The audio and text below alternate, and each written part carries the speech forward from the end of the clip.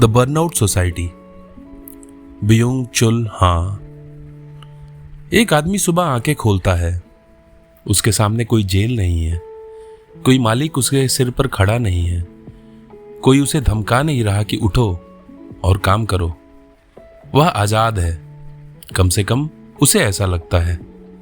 वह फोन उठाता है, कुछ संदेश हैं, कुछ ईमेल, कुछ अधूरे काम, और फिर एक अदृश्य दौड़ शुरू हो जाती है।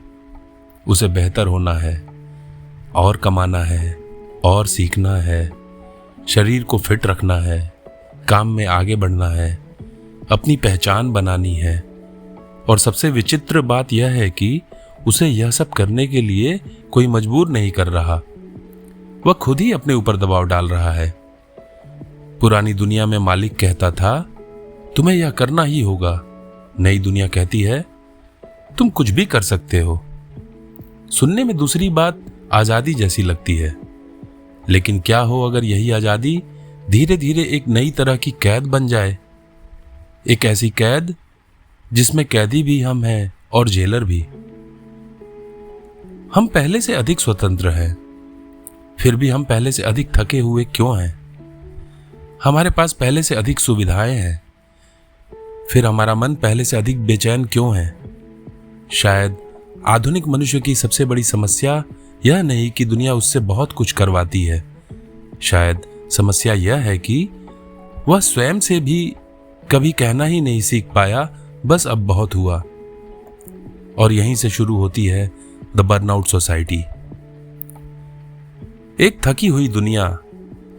हम जिस समय में जी रहे हैं उसकी बीमारी हमेशा शरीर पर दिखाई नहीं देती। कभी वह थकान बनकर आती है, कभी बेचैनी, कभी ऐसा लगता है कि हम बहुत व्यस्त हैं लेकिन पता नहीं किस दिशा में जा रहे हैं। सुबह से शाम तक कुछ ना कुछ करते रहते हैं। एक काम खत्म होता है तो दूसरा सामने आ जाता है। एक लक्ष्य पूरा होता है तो अगला लक्ष्य दिखाई देने लगता है, और धीरे धीरे उपलब्धि जीवन का हिस्सा नहीं रहती। जीवन ही उपलब्धियों की एक लंबी सूची बन जाता है। हमने अपने चारों ओर ऐसी दुनिया बना ली है जिसमें रुकना लगभग अपराध जैसा महसूस होने लगा है। अगर कोई व्यक्ति खाली बैठा है तो भीतर से एक आवाज आती है, कुछ करो, कुछ सीखो, समय बर्बाद मत करो, दूसरे आगे निकल रहे हैं, तुम पीछे रह जाओगे। इस आवाज के लिए किसी मालिक की जरूरत नहीं, यह हमारे भीतर बस चुकी है। पुराने समय में अनुशासन बाहर से आता था, समय पर पहुंचो, नियम मानो, यह मत करो। वहां सीमाएं साफ थी। एक तरफ आदेश देने वाला था, दूसरी तरफ आदेश मानने वाला था। लेकिन आधुनिक जीवन ने व्यवस्था को और सूक्ष्म बना दिया है। अब बाहर खड़े होकर हमें कोई लगातार नहीं कहता काम करो, हम खुद से कहते हैं मैं और कर सकता हूं। और यही छोटा सा परिवर्तन बहुत बड़ा है, क्योंकि जब दबाव बाहर से आता है तो हम उसके विरुद्ध विद्रोह कर सकते हैं, लेकिन जब दबाव हमारी अपनी इच्छा बन जाए तो विद्रोह किसके विरुद्ध होगा? मैं कर सकता हूं। आज की दुनिया संभावनाओं की भाषा बोलती है। तुम जो चाहो बन सकते हो, तुम अपने सपने पूरे कर सकते हो। तुम्हारी सीमाएं केवल तुम्हारा मन में, तुम्हारी सीमाएं केवल तुम्हारे मन में है।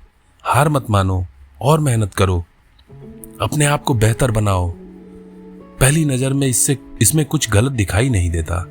आशा अच्छी है, स्वतंत्रता अच्छी है, महत्वाकांक्षा भी अपने आप में कोई बीमारी नहीं, लेकिन एक बहुत ही महीन सीमा है। जब संभावना प्रेरणा से बढ़कर बदलकर आदेश बन जाती है, तब मैं कर सकता हूं धीरे धीरे बदल जाता है, मुझे करना ही चाहिए, और फिर अगर मैं नहीं कर पाया तो मेरी गलती है। यही आधुनिक उपलब्धि केंद्रित मनुष्य का संकट शुरू होता है। वह अपने जीवन का मालिक बनने निकला था, लेकिन धीरे धीरे वह स्वयं का कर्मचारी बन गया, और उसका मालिक वह भी स्वयं है। वह अपने आप से काम करवाता है, अपने आप को लक्ष्य देता है, अपने प्रदर्शन का मूल्यांकन करता है, और लक्ष्य पूरा न होने पर खुद को दोष भी देता है। यह व्यवस्था अत्यंत प्रभावी है, क्योंकि अब शोषण के लिए दो लोगों की आवश्यकता नहीं रही। मनुष्य स्वयं का शोषण कर सकता है, और उसे यह भी लग सकता है कि वह अपनी इच्छा से ऐसा कर रहा है। कल्पना कीजिए, दो व्यक्ति एक ही शहर में रहते हैं। पहला व्यक्ति एक पुराने कारखाने में काम करता है। उसका मालिक उससे कहता है 8 घंटे काम करो। वह काम करता है। शाम को कारखाना बंद होता है और वह घर लौट आता है। दूसरा व्यक्ति आधुनिक पेशेवर है। उसके पास शायद किसी कारखाने का मालिक नहीं, उसके पास लैपटॉप है, फोन है, इंटरनेट है, काम करने की स्वतंत्रता है। वह कहीं से भी काम कर सकता है। लेकिन इसका एक दूसरा अर्थ भी है, वह कहीं से भी काम कर सकता है, घर से, यात्रा में, खाना खाते समय, रात में, छुट्टी के दिन। यहां काम का दरवाजा शाम को बंद नहीं होता। वह जेब में रखे फोन के भीतर हमेशा खुला रहता है और धीरे धीरे काम और जीवन के बीच की दीवार गायब होने लगती है। हम काम से बाहर नहीं आते, काम हमारे भीतर आ जाता है। पुरानी व्यवस्था में यदि कोई व्यक्ति व्यवस्था से परेशान था तो वह कह सकता था व्यवस्था गलत है, मालिक शोषण कर रहा है, नियम कठोर है। लेकिन उपलब्धि की आधुनिक दुनिया एक नया संदेश देती है, तुम स्वतंत्र हो, तुम्हारे सामने अवसर है, अब सफल होना तुम्हारे हाथ में है। यह संदेश उत्साहजनक लगता है, लेकिन इसके भीतर एक भारी बोझ छिपा है, क्योंकि अगर सफलता पूरी तरह मेरी है तो असफलता भी पूरी तरह मेरी हो जाती है। नौकरी नहीं मिली, शायद मैंने पर्याप्त मेहनत नहीं की। पदोन्नति नहीं मिली, शायद मैं पर्याप्त अच्छा नहीं हूं। व्यवसाय नहीं चला, शायद मेरे अंदर क्षमता नहीं थी। जीवन से संतुष्ट नहीं, शायद मैंने खुद पर पर्याप्त काम नहीं किया। इस प्रकार सामाजिक और परिस्थितिजन्य समस्याएं भी धीरे धीरे व्यक्तिगत अपराध बोध में बदल सकती हैं। मनुष्य दुनिया से प्रश्न पूछना छोड़ देता है और स्वयं को कटघरे में खड़ा कर देता है। एक किसान पूरे दिन खेत में काम करने के बाद थक सकता है। एक मजदूर भारी सामान उठाकर थक सकता है। लेकिन आधुनिक थकान अक्सर अलग है। आप पूरा दिन कुर्सी पर बैठे रहे, फिर भी रात को ऐसा लगता है जैसे भीतर कुछ समाप्त हो गया है। शरीर ने शायद बहुत श्रम नहीं किया, लेकिन ध्यान लगातार खींचा गया। एक संदेश, एक सूचना, एक वीडियो, एक ईमेल, एक बैठक, एक कॉल, एक नया काम, एक नई चिंता। मन लगातार एक स्थान से दूसरे स्थान पर जाता रहा और रात को जब हम बिस्तर पर पहुंचते हैं तो शरीर रुक जाता है, लेकिन मन नहीं। वह अभी भी भाग रहा होता है। आज क्या छूट गया, कल क्या करना है, किसने क्या कहा, कौन आगे निकल रहा है, मैं कहां खड़ा हूं। यह वह थकान है जिसे केवल नींद हमेशा ठीक नहीं कर पाती, क्योंकि समस्या केवल ऊर्जा की कमी नहीं, समस्या यह भी है कि हमारा ध्यान लगातार टूट रहा है। मनुष्य का ध्यान एक सीमित संसाधन है, लेकिन आधुनिक दुनिया का बहुत बड़ा हिस्सा उसी ध्यान के लिए प्रतिस्पर्धा कर रहा है।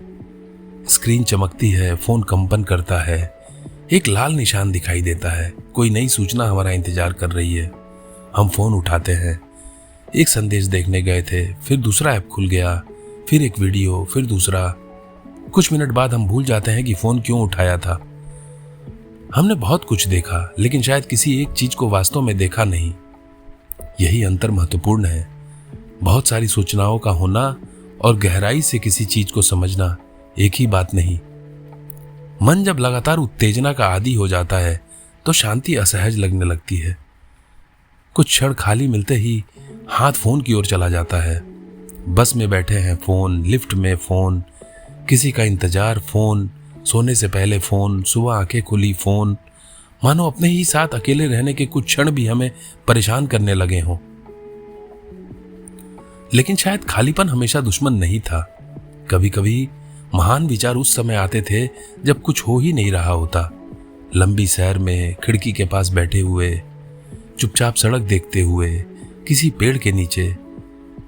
जब मन को हर 10 सेकंड में नया दृश्य नहीं मिलता, तब वह अपने भीतर उतरना शुरू करता है। वह संबंध बनाता है, यादों को जोड़ता है, कल्पना करता है, कुछ नया पैदा करता है। लेकिन यदि हर खाली क्षण तुरंत किसी स्क्रीन से भर दिया जाए तो उस गहराई तक पहुंचने का अवसर ही नहीं मिलता। हम ऊब से बचना चाहते हैं, लेकिन संभव है कि उसी ऊब के भीतर रचनात्मकता का कोई दरवाजा छिपा हो। कुछ नया पैदा करने के लिए कभी कभी पहले से कुछ न कुछ करना पड़ता है।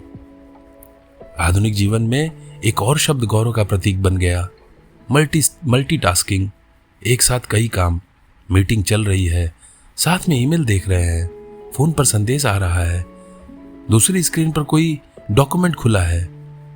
हमें लगता है कि हम आधुनिक दौर में अधिक कुशल हो रहे हैं, लेकिन मन की गहराई की कीमत पर गति बढ़ सकती है। ध्यान बार बार टूटता है और हर बार उसे वापस लौटना पड़ता है। धीरे धीरे हम लगातार सतर्क रहने लगते हैं, जैसे जंगल में कोई जीव हर आवाज पर सिर उठाता है। कुछ हुआ, कोई खतरा, कोई सूचना, कोई संदेश, कोई नया काम। हमारी तकनीक अत्यंत आधुनिक है, लेकिन हमारा ध्यान कभी कभी फिर उसी प्राचीन सतर्कता में लौट जाता है। हर संकेत पर प्रतिक्रिया, हर आवाज पर ध्यान, हर सूचना पर दृष्टि। लेकिन गहरी सोच के लिए कुछ और चाहिए, स्थिरता, मौन, समय। हम अक्सर नकारात्मकता को समस्या समझते हैं, लेकिन एक ऐसी दुनिया की कल्पना कीजिए जहां हर समय सकारात्मक होना भी एक आदेश बन जाए। खुश रहो, मोटिवेटेड रहो, आगे बढ़ते रहो, हार मत मानो, अपना सर्वश्रेष्ठ रूप बनो। इन बातों में अच्छाई है, लेकिन मनुष्य मशीन नहीं है। उसके जीवन में दुख आएगा, असफलता आएगी, भ्रम आएगा। कभी वह कुछ नहीं करना चाहेगा, कभी वह कमजोर होगा, कभी उसे पता ही नहीं होगा कि आगे क्या करना है। अगर हर भावना को तुरंत उत्पादकता में बदलने की कोशिश की जाए तो हम अपनी भावनाओं को जीना भूल सकते हैं। दुख आया, उसे सीख में बदलो। असफल हुए, उसे अवसर बनाओ। थके हो, अपने ऊपर काम करो। मानो जीवन की हर घटना का कोई उपयोग होना जरूरी है, लेकिन शायद कुछ अनुभव उपयोग के लिए नहीं होते, वे केवल अनुभव करने के लिए होते हैं।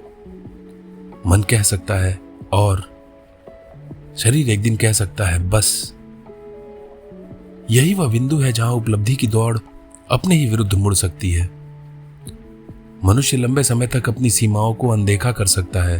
Caffeine, inspiration, discipline, time table, new technology, कुछ समय तक सब चलता रहता है, लेकिन शरीर और मन अनंत संसाधन नहीं है। और जब वे जवाब देना शुरू करते हैं तो यह हमेशा नाटकीय तरीके से ही होता है। कभी काम में मन नहीं लगता, कभी सुबह उठना भारी लगता है, कभी छोटी सी बात पर चिड़चिड़ापन आता है, कभी छुट्टी के दिन भी मन शांत नहीं होता, और कभी मनुष्य सोचता है मैं इतना कर रहा हूं फिर भी मुझे संतोष क्यों नहीं मिल रहा। उपलब्धि का एक विचित्र स्वभाव है। जिस चीज की इच्छा हमने वर्षों तक की, वह मिलते ही सामान्य होने लगती है। नई नौकरी, नई तनख्वाह, नया घर, नई पहचान। कुछ समय के लिए खुशी आती है, फिर वह जीवन का नया सामान्य स्तर बन जाती है और मन पूछता है अब आगे क्या। इसलिए उपलब्धि की दौड़ का अंतिम पड़ाव अक्सर दिखाई नहीं देता। एक पहाड़ चढ़ते हैं, ऊपर पहुंचकर पता चलता है कि सामने दूसरा पहाड़ है, फिर तीसरा, फिर चौथा। समस्या लक्ष्य रखने में नहीं, समस्या तब शुरू होती है जब मनुष्य अपने अस्तित्व का मूल्य ही लक्ष्य से तय करने लगे। जब मैं सफल हूं तभी मैं योग्य हूं, जब मैं उपयोगी हूं तभी मेरी कीमत है, जब मैं कुछ कर रहा हूं तभी मेरा समय सार्थक है। तब आराम भी आराम नहीं रहता, वह अगले काम के लिए ऊर्जा इकट्ठी करने का साधन बन जाता है। कभी आपने देखा है, हम आराम करने जाते हैं और आराम को भी परियोजना बना लेते हैं। कहाँ जाना है, क्या देखना है, कितनी तस्वीरें लेनी है, कहाँ पोस्ट करना है, क्या खाना है, कितने स्थान पूरे करने हैं। और छुट्टी खत्म होने के बाद हमें एक और छुट्टी की जरूरत महसूस होती है, क्योंकि हमने विश्राम भी प्रदर्शन में बदल दिया। यह आधुनिक जीवन की गहरी विडंबना है। हम काम इसलिए करते हैं कि एक दिन आराम कर सके, और जब आराम का समय आता है तो हमें आराम करना नहीं आता। एक समय मनुष्य अपने आसपास के कुछ लोगों से अपनी तुलना करता था। अब वह दुनिया के हजारों लोगों को प्रतिदिन देख सकता है। किसी की नौकरी बेहतर है, किसी का शरीर बेहतर है, किसी का घर बड़ा है, किसी की यात्रा शानदार, किसी की लोकप्रियता अधिक। और स्क्रीन पर दिखाई देने वाला जीवन अक्सर जीवन का चुना हुआ हिस्सा है, लेकिन हम उसकी तुलना अपने पूरे जीवन से करते हैं। हम अपने थके हुए सोमवार की तुलना किसी और की छुट्टी की तस्वीर से करते हैं, अपने संघर्ष की तुलना किसी और की उपलब्धि से, अपने पर्दे के पीछे की दुनिया की तुलना दूसरे के मंच से, और फिर आश्चर्य करते हैं मेरे जीवन में कमी क्यों लग रही है। यहां एक गहरा विरोधाभास दिखाई देता है। मनुष्य ने स्वतंत्रता चाही, उसे बहुत हद तक स्वतंत्रता मिली, लेकिन स्वतंत्रता के साथ विकल्प आए और विकल्पों के साथ जिम्मेदारी और जिम्मेदारी के साथ तनाव।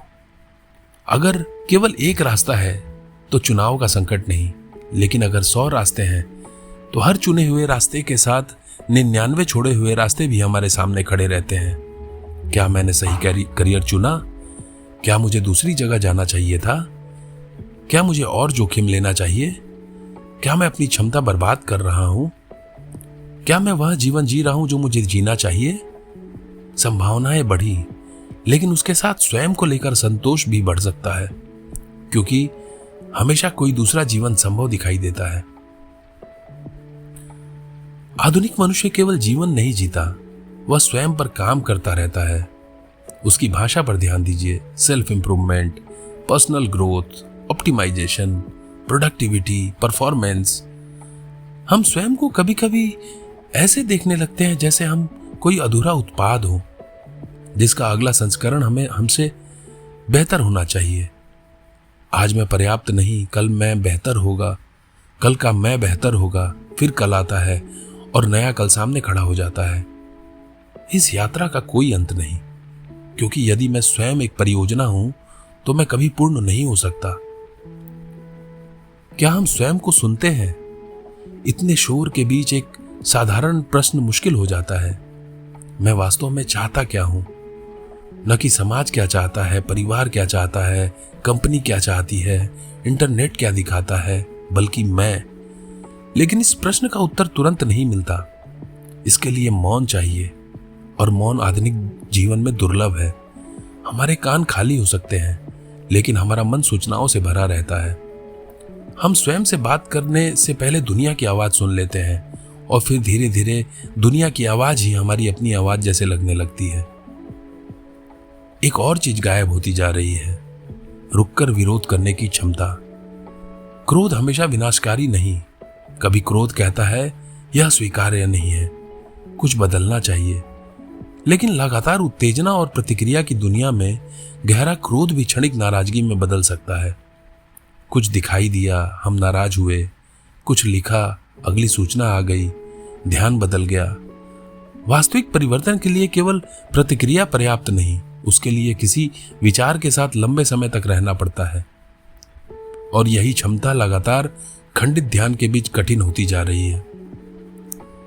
शायद आज सबसे विद्रोही काम हमेशा और अधिक करना नहीं, कभी कभी रुकना है। रुकना आलस्य नहीं, रुकना पराजय नहीं, रुकना समय की बर्बादी नहीं। रुकना वह क्षण हो सकता है जिसमें मनुष्य फिर से यह तय करता है कि वह कहां जा रहा है। एक कार लगातार तेज चल सकती है, लेकिन यदि दिशा गलत है तो अधिक गति केवल उसे गलत जगह जल्दी पहुंचाएगी। इसी तरह उत्पादकता अपने आप में उत्तर नहीं। पहले प्रश्न होना चाहिए, किस लिए? मैं इतनी जल्दी में कहां जा रहा हूं? यह लक्ष्य किसका है? क्या यह वास्तव में मेरी इच्छा है? और अगर मैं इसे पा भी लूं तो क्या बदल जाएगा? एक दूसरी तरह की थकान। हर थकान एक जैसी नहीं होती। एक थकान वह है जिसमें मनुष्य टूट कर अकेला पड़ जाता है। उसके पास किसी से बात करने की ऊर्जा नहीं, कुछ करने की इच्छा नहीं। दुनिया से संबंध टूटता हुआ महसूस होता है। लेकिन एक दूसरी थकान भी संभव है, वह थकान जो सार्थक काम के बाद आती है, लंबी यात्रा के बाद, किसी प्रिय व्यक्ति के साथ पूरा दिन बिताने के बाद, बगीचे में काम करने के बाद, कुछ बनाने के बाद। उस थकान में खालीपन नहीं होता, उसमें एक शांत पूर्णता हो सकती है। शरीर कहता है आज के लिए इतना पर्याप्त है। शायद समस्या थकने में नहीं, समस्या उस थकान में है जिसका कोई अर्थ महसूस नहीं होता। आधुनिक दुनिया का सबसे कठिन शब्द पर्याप्त। इतना पर्याप्त है, मैंने आज पर्याप्त काम किया, मेरे पास पर्याप्त है, मैं अभी जैसा हूं उसमें भी मेरा मूल्य है। हर क्षण मुझे स्वयं को सिद्ध करने की जरूरत नहीं। यह कहना आसान नहीं, क्योंकि पूरी व्यवस्था हमें इसके उलट दिशा में धकेलती है, और बेहतर, और तेज, और अधिक। लेकिन जिस दौड़ का कोई अंतिम बिंदु नहीं, उसे केवल तेज दौड़कर नहीं जीता जा सकता, कभी कभी उससे बाहर निकलना पड़ता है। रात हो चुकी है। वही आदमी जिसने सुबह फोन उठाया था अब वापस अपने कमरे में है। दिन भर उसने बहुत कुछ किया, संदेश भेजे, काम पूरे किए, मीटिंग्स में गया, कुछ नए लक्ष्य बनाए, कुछ पुराने लक्ष्य पूरे किए। उसकी स्क्रीन पर शायद आज की उपलब्धियों की पूरी सूची है, लेकिन कमरे में अब शांति है। फोन मेज पर रखा है। कुछ क्षण के लिए कोई सूचना नहीं आती। वह खिड़की के पास आता है। बाहर शहर अभी भी चल रहा है। कहीं कोई काम कर रहा है, कहीं कोई दौड़ रहा है, कहीं कोई अपने अगले लक्ष्य की तैयारी कर रहा है। और पहली बार वह स्वयं से पूछता है, अगर मैं कुछ देर के लिए कुछ ना करूं तो क्या होगा। पहले उसे बेचैनी होती है। हाथ फोन की ओर जाता है, लेकिन वह रुक जाता है। कुछ मिनट बीतते हैं। कोई लक्ष्य नहीं, कोई प्रदर्शन नहीं, कोई तुलना नहीं, बस एक मनुष्य जो कुछ क्षणों के लिए केवल मौजूद है। शायद यही वह चीज थी जिसे वह इतने समय से खोज रहा था। कोई नई उपलब्धि नहीं, कोई नया लक्ष्य नहीं, बल्कि उस लगातार दौड़ से कुछ दूरी। क्योंकि जीवन की हर चीज को जीतना जरूरी नहीं, हर क्षण को उपयोगी बनाना जरूरी नहीं, हर क्षमता को अधिकतम करना जरूरी नहीं, और हर दिन स्वयं का बेहतर संस्करण बनना भी जरूरी नहीं। कभी कभी जीवन को केवल जीना होता है। हमने अपने समय की एक अजीब जेल बनाई है। उसमें दीवारें नहीं हैं, दरवाजे खुले हैं, और शायद इसलिए हमें पता नहीं चलता कि हम कब उसके भीतर चले गए। हम स्वयं को धक्का देते हैं, स्वयं से अधिक मांगते हैं, स्वयं को थकाते हैं, और फिर उसी थकान को अपनी कमजोरी समझ लेते हैं। लेकिन संभव है कि प्रश्न यह ना हो, मैं और कितना कर सकता हूं। शायद बेहतर प्रश्न है, मुझे वास्तव में कितना करने की जरूरत है। और उससे भी गहरा प्रश्न, अगर मेरी कीमत मेरी उपलब्धियों से तय ना हो तो मैं कौन हूं। इस प्रश्न का उत्तर किसी स्क्रीन पर नहीं मिलेगा, किसी लक्ष्य सूची में नहीं, किसी अगली उपलब्धि में भी शायद नहीं। उसके लिए कुछ समय चाहिए, कुछ मौन, और वह साहस जिसमें मनुष्य दुनिया की लगातार आती आवाजों के बीच स्वयं से कह सके, आज के लिए इतना पर्याप्त है, मैं रुक सकता हूं। और रुक जाने से मेरा मूल्य कम नहीं हो जाता। शायद सच्ची स्वतंत्रता केवल यह नहीं कि हमारे पास बहुत कुछ करने की क्षमता हो।